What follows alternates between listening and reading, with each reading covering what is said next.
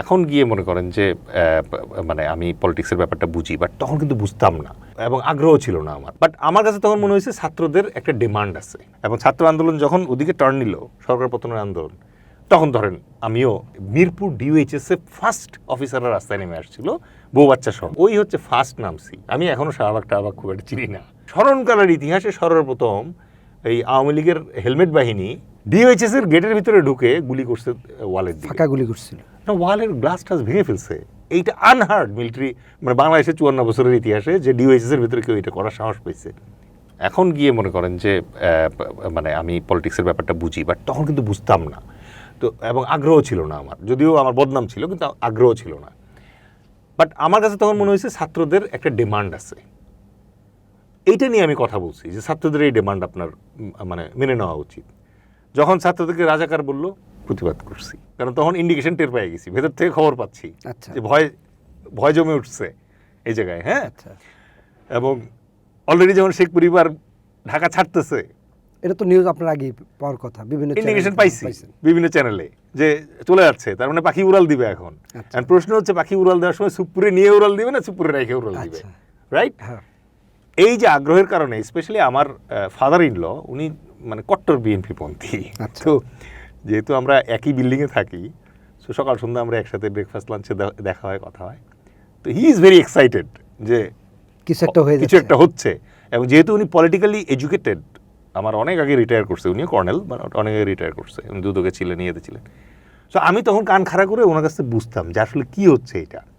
এবং ছাত্র আন্দোলন যখন ওদিকে টার্ন নিল, সরকার পতনের আন্দোলন, তখন ধরেন আমিও ওই যে মিরপুর ডিওএইচএস এ ফার্স্ট অফিসাররা রাস্তায় নেমে আসছিল বউ বাচ্চা সহ, রাইট।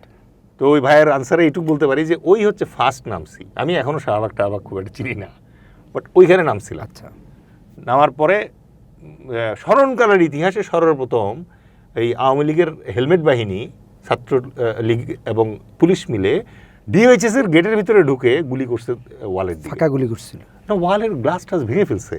এইটা আনহার্ড মিলিটারি, মানে বাংলাদেশের 54 বছরের ইতিহাসে যে ডিওএইচএস এর ভিতরে কেউ এটা করার সাহস পেয়েছে, কারণ খুব কন্ট্রোলড একটা এরিয়া।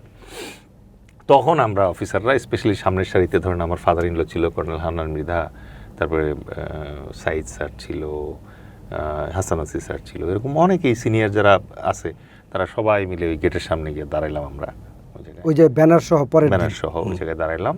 দাঁড়ানোর পরে তো পতন হইল, পতন হওয়ার পরে আমি আর আমার মিসেস মিলে, ওই ছবি এখনো আমার কাছে আছে, আমার মিসেস তুলছে, আমরা চলে গেলাম মিরপুর 12 নম্বরে, গিয়ে যত মিষ্টি পাইলাম, 5 আগস্টে, হ্যাঁ যত মিষ্টি পাইলাম একদম নিয়ে আসলাম, এই ফুলকলি ফুল, এই যা যা আছে আইনা। আমাদের ডিওএইচএস এর গেটের সামনে তখন অনেক আর্মি, তো প্রোটেকশন দেওয়ার জন্য ওরাও কনফিউজ যে কোন দিক যাবে। আচ্ছা, সরকার যে নাই, অলরেডি যে পাখি উড়ে গেছে দিল্লি, কেউ কিছু জানে না। আমরা তো অলরেডি খবর যেহেতু পাই গেছি, নিউজে যেহেতু আসছে যে পালায় গেছে। এখন আমি তো আর্মিতে ছিলাম, আর্মিতে ঘটনা হচ্ছে যতক্ষণ মধ্যে অর্ডার না আসবে ততক্ষণ মধ্যে আমি দাঁড়াই থাকবো।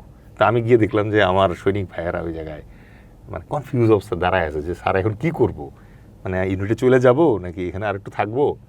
তো আমি আর আমার ওয়াইফ মিলে করলাম কি, গিয়ে মিষ্টি কিনে নিয়ে আসলাম, এনে ওদেরকে মিষ্টি খাওয়ানো শুরু করলাম, ওই আর্মিদের পোশাক পরা। হ্যাঁ, তো ওটা একটা ছবি এখনো আছে, আমি জাস্ট একটা হাফ প্যান্ট পরা, একটা টি শার্ট পরা, মিষ্টির প্যাকেট নিয়ে আমি খাওয়াচ্ছি।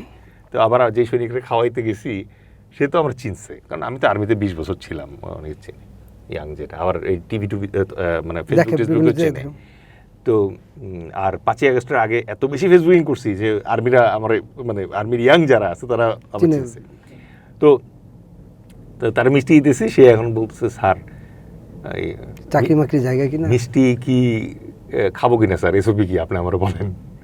আমি বললাম যে মিষ্টি খাইতে পারবা, অসুবিধা নেই, মিষ্টি খাইতে সমস্যা নাই, আমি যেহেতু মিলিটারি অফিসার, আমার হাত থেকে খাইলে অ্যাটলিস্ট ওই ভয় নাই যে 20-30 মিশন আছে অথবা কিছু, বাট তুমি মিষ্টি খাইতে পারো, এটা নিয়ে কোনো সমস্যা নাই।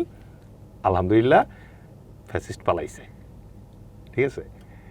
এই হচ্ছে ধরেন আমার জুলাইয়ের অবদান। এর বাইরে আমি এটা দাবি করব না যে আমি সমন্বয়কদের চিনতাম, চিনতাম না, আমি কারো চিনতাম না, আমি খালি আল্লাহ করতাম, দোয়া করতাম ওদের জন্য যে এই ছেলেগুলো যেহেতু মানে এই যে যখন নাহিদরে ওর উরুর উপরে মনে করেন যে পেপার বিছায়া তারপরে ও যে দিচ্ছে, তাকে যে পরিমাণ পিটাইছে, তার যে ছবি, থাইয়ের ছবি টবি যেগুলো আসছে, ভাই হিসেবে সন্তান হিসেবে এগুলো তো আমাদেরকে বাধ্য করছে রাস্তায় নিয়ে আসতে, ঠিক আছে।